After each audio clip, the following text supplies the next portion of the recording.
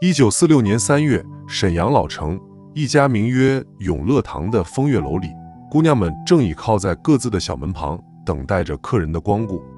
不远处，另一家潇湘馆的招牌下，一群日本姑娘裹着老旧的和服，也进行着同样的等待。初春的奉天未暖还寒，曾经喧闹的烟花巷行人寂寥。而就在几公里外，沈阳火车站里却挤满了焦急的人们，他们涌进月台，冲上一辆辆南下的列车，不管是爬上车顶，还是悬挂在车厢外，只要能逃离这座混乱的城市。拍下这些瞬间的，正是刚刚来到沈阳的美国记者乔治·拉克斯。拉克斯1910年出生于美国新泽西州，早在30年代就来到了中国上海。来沈阳之前，他刚刚加入美国生活杂志。此时的沈阳冷风萧瑟，已完全不见工业重镇曾经的火热。在巅峰时期的1943年，东北这片土地贡献了当时全中国95%的生铁和90%的钢铁，部分工业指标甚至直逼日本，成为当时亚洲首屈一指的重工业基地。在1941至1945年间，奉天满洲飞行机制造株式会社就已经制造了包括798架战斗机在内的2196架飞机。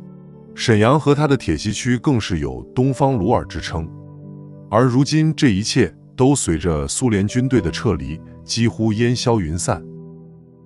赶到工厂的拉克斯被眼前的景象所震惊，拆卸的支离破碎的管线轨道，其根切断搬走的精密车床，甚至连金属门窗都被悉数撬走，巨大的厂房只剩下一具空壳。在1946年那份著名的报来报告中，调查团估算苏军撤离时拆运的东北工业设备价值约8.58亿美元。由于配套的电力与建筑结构遭到毁灭性破坏，重建的损失则高达20亿美元。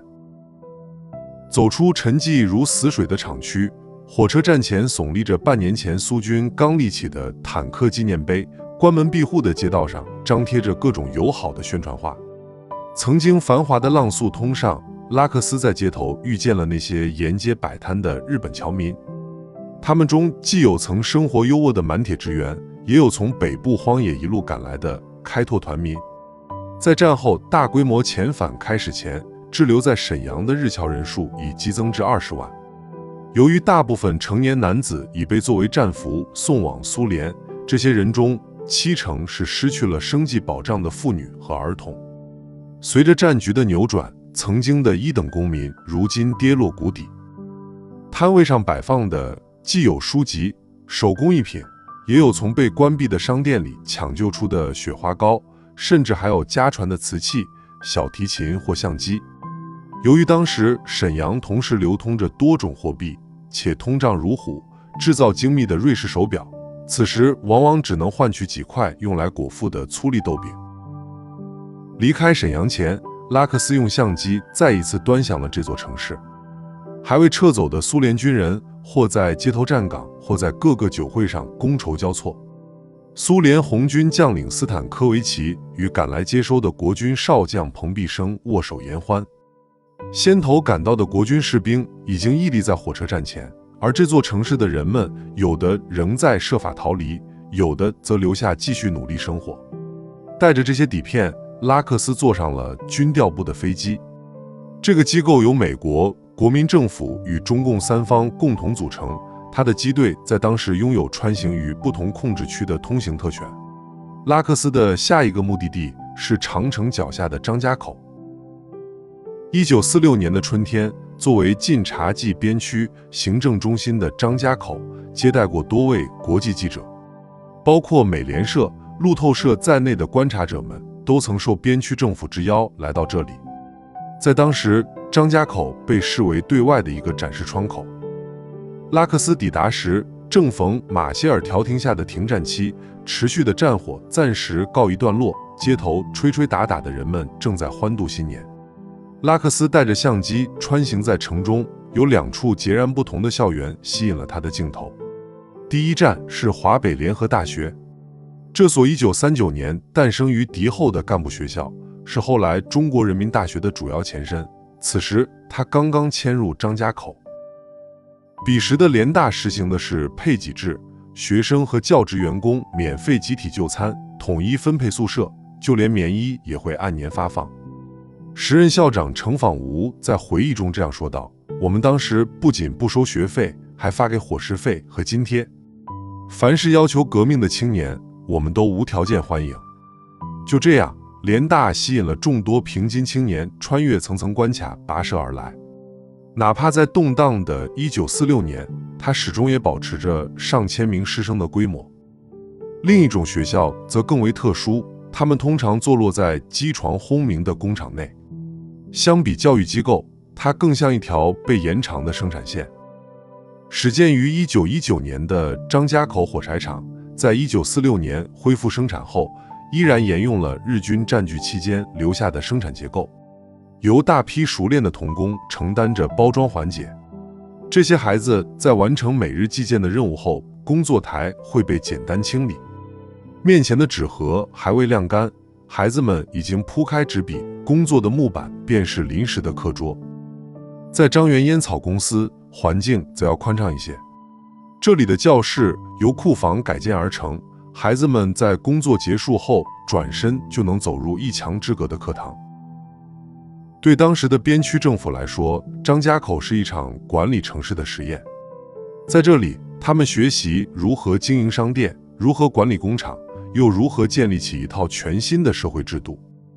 拉克斯游走在城中，捕捉着这场实验留下的细节，不仅有柜台前熙攘的买卖，还有墙根下醒目的标语。他把这些悉数纳入取景框，装进了自己的徕卡相机。1946年5月13日，拉克斯的张家口见闻在《生活》杂志上以 Communist Calgon 为题刊发。不过，他所记录的这一切并未维持太久。同年10月，傅作义率军攻入张家口，这座城市的控制权再次易手。此时，拉克斯已经回到了他最熟悉的上海。早在30年代，他就在爱德华七世大道上设立了拉克斯新闻照片社。凭借当时罕见的徕卡同步闪光灯系统，他曾长期担任国民政府的官方摄影顾问。40年代中期，北方的硝烟还远在关山之外，上海这座远东城市的十里洋场依然灯红酒绿。外滩岸边停泊着美军的第7舰队，街道上随处可见上岸度假的盟军士兵。杨树浦路，警察正在翻查着行李，每人20斤的重量上限与1000元的现金限额，让等待遣返的日侨们战战兢兢。南京路上，拉着盟军女兵的人力车夫们健步如飞，这里正在举行黄包车皇后大赛，名叫江二毛的车夫与加拿大籍的珍妮兰小姐最终荣获冠军，拿走了1万元奖金。1946年春节，这是拉克斯在中国度过的最后一个农历新年。他走进上海一户人家，记录下了节日的习俗，年夜饭、发红包、拜年贺岁。这些亲切的场景，在今天看来，依然能清晰地感受到东方家庭深处的文化底色。1947年初，带着1700余张亲手冲洗编号的底片，拉克斯回到了《生活》杂志位于纽约的办公室。他的文件箱里装着沈阳街头日俄时代的残雪，装着那些年月里人们的颠沛流离。1960年6月，乔治·拉克斯在美国去世，年仅50岁。回望他留下的这些珍贵影像，我们终会发现，他们不是为历史按下的注脚，他们就是历史本身。